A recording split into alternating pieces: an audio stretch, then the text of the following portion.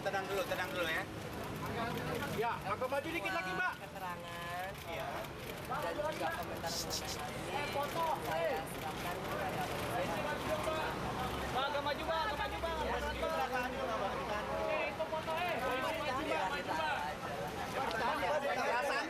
Oke, nanti saya Mbak, soal Kemendiknas gimana, Mbak? Kenji, soal Kemendiknas gimana? Bisa komentar dikit, Mbak? Bang, soal Sudah, pertahanan ini, oke. Mbak, gimana?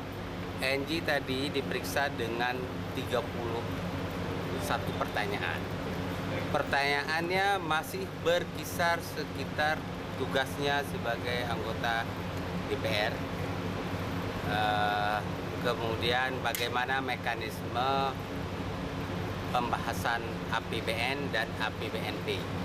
Itu toh dengan 31 pertanyaan. Lainnya ditanya tempat tinggal NG dan kemudian masa kerja Angelina di DPR. Berarti masih sebatas administratif. Sangat belum masuk ke materi perkara sedikit. Jadi dengan penahan ini merasa tak adil. Kalau saya mengatakan bahwa saya tidak berani mengatakan tidak adil. Yang pasti saya mengatakan penahanan ini terburu-buru seperti terburu-burunya mengumumkan NG sebagai tersangka. Tidak jauh bedanya penahanan NG hari ini terulang kembali riwayat masa lalu yang intinya adalah sprindik NG dikeluarkan surat perintah penyidikan. Dengan surat perintah penyidikan itu tim penyidik baru terbentuk tanggal 19 April. Berarti tanggal 27 ya, 8 hari yang lalu baru terbentuk sprindik NG. Kemudian NG diumumkan tersangka kapan? 3 bulan yang lalu. Berarti waktu diumumkan tersangka dasarnya apa? Nah, itu satu hal. Kemudian saya juga meminta agar sprindik itu diberikan kepada saya. Ternyata tidak diberikan. Tapi sekarang benar. Tidak diberikan dan dengan alasan bahwa tidak ada kewajiban memberikan sprindik. Kenapa mesti takut kalau memang nggak ada masalah dengan sprindik itu? Abang tahu dari mana tanggal 19? Kan diperlihatkan tapi tidak diberikan. Nah, kalaupun saya mau melakukan suatu tindakan hukum, saya nggak punya bukti tanggal itu. Itu satu hal. Selain pertanyaan administrasi, adakah pertanyaan tentang Wisma Atlet dan Tidak Kementerian ada Pendidikan sama sekali pertanyaan yang berkaitan dengan Wisma Atlet. Yang ada adalah kapan diajukan usulan APBN, terus tanggalnya pun segala macam belum. Nah, masih sangat sumir materinya. Tapi telah dilakukan penahanan. Bang, apakah sempat disampaikan oleh penyidik dua alat bukti apa yang menguatkan? Sama sampai sekali dilakukan tidak. penahanan? Hah? Sama sekali tidak ditunjukkan alat bukti apa yang telah dimiliki oleh penyidik untuk menyatakan cukup bukti dalam rangka menahan NG. Lalu urgensi yang dikatakan penyidik terkait harus ditahan hari ini karena apa, Bang? Itu pertanyaan bagus. Apa urgensi sehingga penyidik harus menahan NG? Itu yang saya pertanyakan dalam surat saya. Saya mengajukan surat permohonan untuk tidak dilakukan penahanan. Pertama, mengingat bahwa dalam undang-undang menyatakan Kamera depan, Bang. agar seseorang untuk melakukan penahanan harus ada keadaan-keadaan yang menimbulkan kekhawatiran. Ya, harus ada keadaan-keadaan yang menimbulkan kekhawatiran dia akan lari, dia akan Menghilangkan alat bukti, dia akan mengulangi tindak pidana. Pertanyaannya adalah apa keadaan-keadaan itu yang sudah ada? Itu tidak disebutkan ya, Bang, oleh penyidik, Bang? Ya, sampai sekarang surat saya tidak terjawab, tidak ada jawaban. Jawabannya itu mungkin ya penahanan.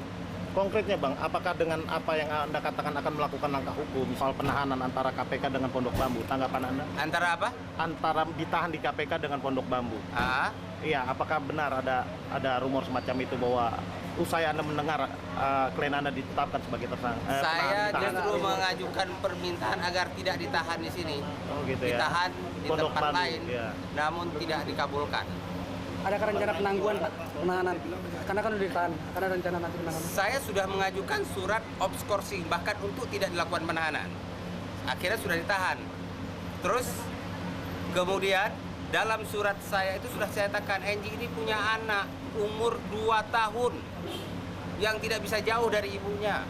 Itu anak yatim loh, Anda ingat baik-baik. 3 orang anak yatim yang dipelihara oleh Enji.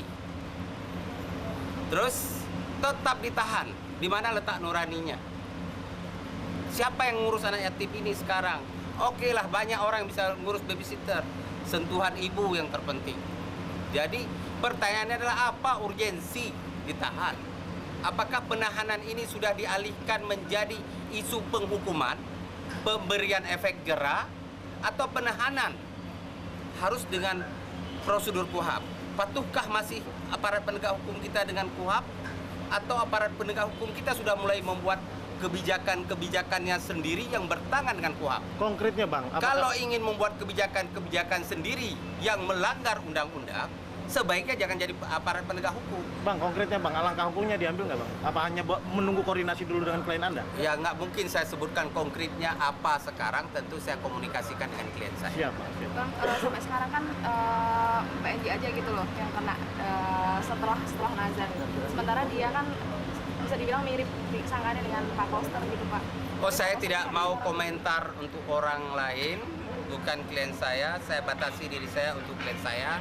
Sekali lagi saya menyatakan penahanan terhadap klien saya dipaksakan segera seperti dipaksakannya pengumuman menjadi tersangka. Ya, saya pikir sudah cukup pembelajaran sebenarnya waktu pengumuman tersangka terburu-buru. Ternyata ini juga masih diperlukan lagi upaya terburu-buru itu. Ya. Bahkan klien saya menginginkan kalau bisa dia turun langsung ke bawah, tidak lewat depan. Tetapi kalau langsung ke bawah, tidak baik pencitraan bagi kalian. Ya kan? Jadi butuh pencitraan memang penahanan terhadap klien saya ini. Bang, tadi kan Abang bilang dalam surat pemanggilan itu tidak disebut-sebut terkait dengan Wisma Atlet. Tidak disebut terkait Wisma Atlet, hanya Kemenpora, Kementerian Pemuda dan Olahraga, dan Kemendiknas. Jadi dia penahanan ya, dalam tadi hasil pemeriksaan berarti tidak ditahan berdasarkan karena Wisma Atlet. Kita nggak tahu apa yang jadi karena materi pemeriksaannya masih sumir sekali. Oke. Nggak tahu apa ini yang analisis Abang masih kurang bukti yang pas. Oh bukan, kalau mau bukti saya tidak berani mengatakan. Tidak, kita nggak tahu apa bukti oleh KPK. Yang bisa saya pastikan ada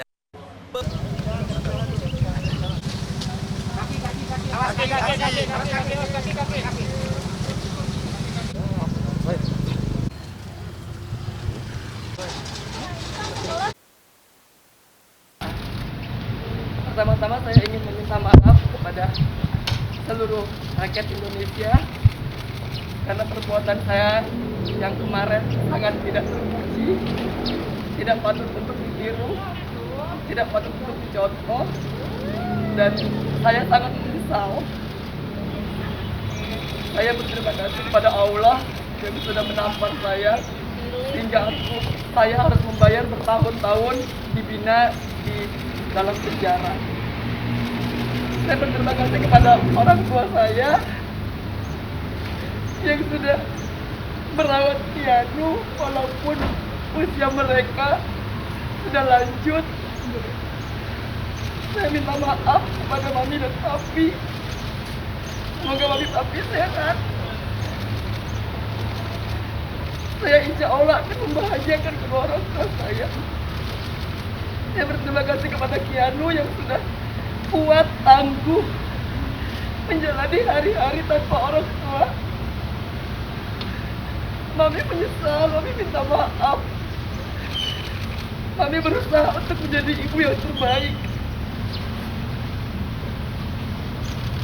Dan saya berterima kasih kepada Kementerian Hukum dan HAM yang telah memberikan program-program pembinaan yang luar biasa, sehingga hampir 10 tahun saya menjalani di dalam penjara tidak pernah kurang dari kegiatan program pembinaan kemandirian yang luar biasa. Setiap hari kami diharuskan untuk beraktivitas, menambah ilmu, sehingga kami keluar menjadi warga masyarakat yang insya Allah bisa berguna. Terima kasih Ibu sudah membina. Terima kasih Ibu. Dan juga kepada seluruh Kalapas, dari Karutan pertama saya masuk sampai terakhir Kalapas Tuaan, di mana saya menitipkan diri saya. Alhamdulillah saya sehat. Terima kasih. Pembinaannya dilakukan luar biasa.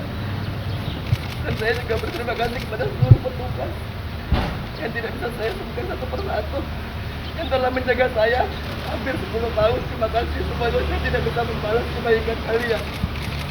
Dan buat teman-teman saya di dalam yang masih harus menjalani sisa masa hukuman, kalian harus semangat. Insya Allah kalian akan bebas juga. Terima kasih kalian sudah menemani hari-hari saya. Terima kasih.